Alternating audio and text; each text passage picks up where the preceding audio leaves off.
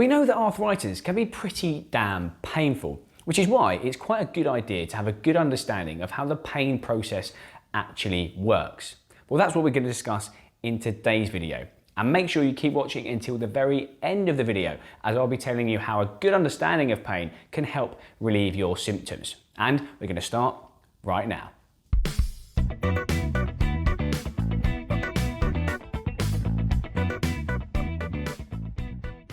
In today's video, we're going to talk about one of the biggest myths when it comes to pain, and in particular, obviously arthritic pain. And that is that the more pain we experience, the more structural damage there must be. As a society, we tend to believe there is a linear relationship between pain and structure, whereby the more pain we experience, the more structural damage there is.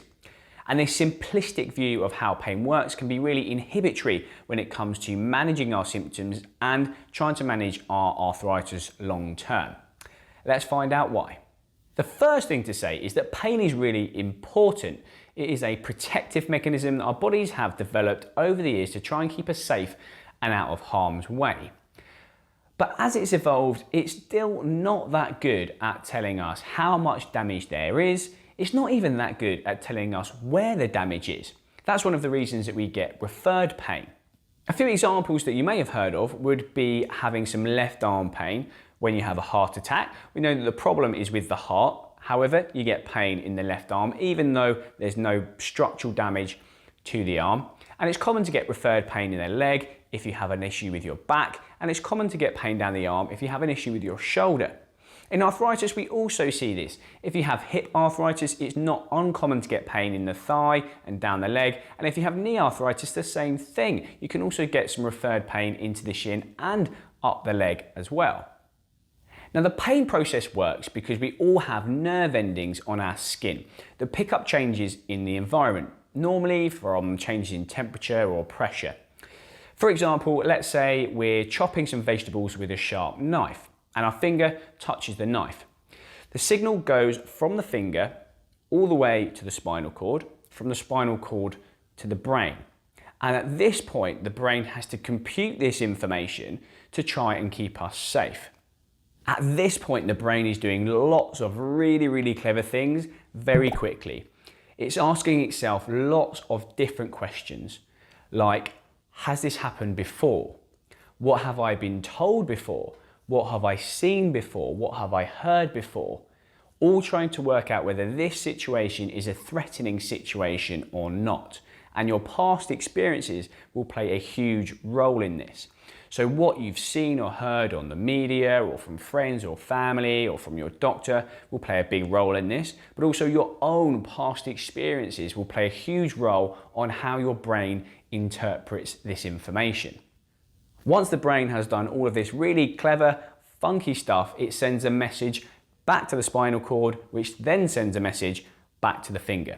And then one of two things happen. The brain has come to the conclusion that actually this is a threatening situation. Maybe last time this happened, you cut your finger and you injured yourself. We need to react by producing a pain response. What could also happen is that the brain has come to the conclusion that it was only very light pressure. That's happened lots of times before. This is not a threatening situation, and a pain response is not produced. Apologies, I'm interrupting just for a second to let you know that this is one part of a 3-part series I have put together on explaining pain for your arthritis, so do be sure to check those out once you're done here. And if you would like to know more about osteoarthritis and all other things, pain and rehabilitation, then hit that subscribe button so you get notified every time I release a new video, which I do every single week. Thank you very much for watching and enjoy the rest of this one. So with all the evidence we have now, from all of the research, we can now confidently say that the tissue at the end of the finger in isolation does not have the ability to produce pain. Pain is always produced in the brain as an output to try and keep us safe from a potentially threatening situation. So the pain process's #1 priority is to keep us safe in threatening situations, which is really helpful. However, it becomes quite unhelpful when a pain response is produced in situations where the threat is very low or where there is no threat at all. And this can happen. Now, a little story that is often regurgitated to explain this phenomenon, which was a story, a personal story from one of the leading pain scientists in the world, Lorimer Moseley. And I'll pop a few links to some of his videos in the description below because they'll be really helpful resources for you. But he is an Australian guy and he often likes walking out in the bush. And one day he was walking out in the bush and he felt a twig brush past his leg.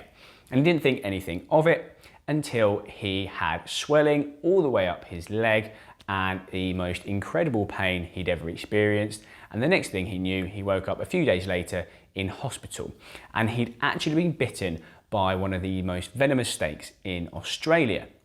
And he goes on to explain how he was really lucky to survive this situation.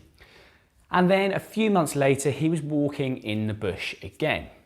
And he was walking along and he felt something brush past his leg. And he said he felt extremely high levels of pain. He was rolling on the floor, effing and jeffing, because he thought that that was a really threatening situation based on what happened before in this near-death experience. And needless to say, he had actually brushed past a twig and there was no harm or damage at all. Now, what this example tells us is that in the first instance, the brain had perceived that it wasn't a very threatening situation, so it didn't produce a pain response. However, the second time it happened, given he'd had this near-death experience, which quite clearly was a very threatening situation, his brain produced this exceptionally high pain response in order to try and keep him safe based on what had happened before, despite the fact there was no tissue damage at all.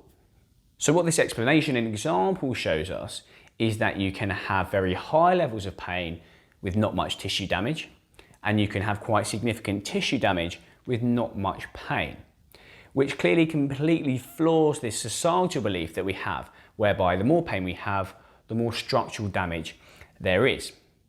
Now, this is all well and good, but how is this going to help you manage your arthritis better, I hear you ask? Now, I think there are a number of different ways that this can help you manage your arthritis better. I think the first way is that because we know that the pain you're getting is not necessarily linked to the amount of damage there is to your joint, we can confidently say that it is fine and safe to work and exercise and move into tolerable levels of pain because it's not necessarily going to damage your joint more. Now, something that we see quite frequently in people with arthritis is because they have a painful joint and the perception is that the more pain you have, the more damage there is, they're reluctant to move the joint. And we know that decreasing movement or loading through a joint is likely to lead to deconditioning, increased sensitivity, and ultimately increased pain. This then feeds into a negative cycle of exercising less, doing less, and the pain actually increasing. A further reason would be reassurance, which is a really powerful thing. We know that if you have pain, it's often very stressful, it can be anxiety provoking, and it can make you worried and concerned. And we know that these thoughts, feelings, and emotions can actually make our pain worse and slow down how quickly we get better. So being aware that the pain you're getting is not necessarily a sign that you have a really damaged joint can be really reassuring. It can help to decrease your stress and your anxiety, and this can actually help with the pain. A further reason would be confidence and motivation. Unfortunately, again, as a society, we tend to think that osteoarthritis is a degenerative condition that's inevitably going to get worse and there's not much we can do about it. If you have those thoughts and you have high levels of pain that you're perceiving with damage, then you might be thinking you need more invasive interventions like injection and surgery. Whereas if we know that the pain you're getting is not linked to joint damage necessarily, it will give us the confidence and the motivation to think that we can actually improve things, which is far more likely to produce a positive outcome. The last thing I'm going to mention is scans. Now, if you have watched other videos on this osteoarthritis series, you would have heard me talking about our unnecessary over-reliance on imaging to diagnose arthritis. In particular, we're talking about x-rays.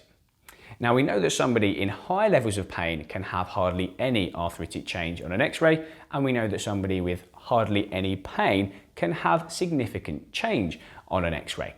So this is another great example of how pain correlates poorly with tissue damage. Despite this, we do know that individuals that have scans are more likely to go on to have more invasive interventions like an injection or surgery. We know that the evidence suggests for most people we should be trying conservative treatment first. And unfortunately, what scans can lead to is people having more invasive interventions unnecessarily.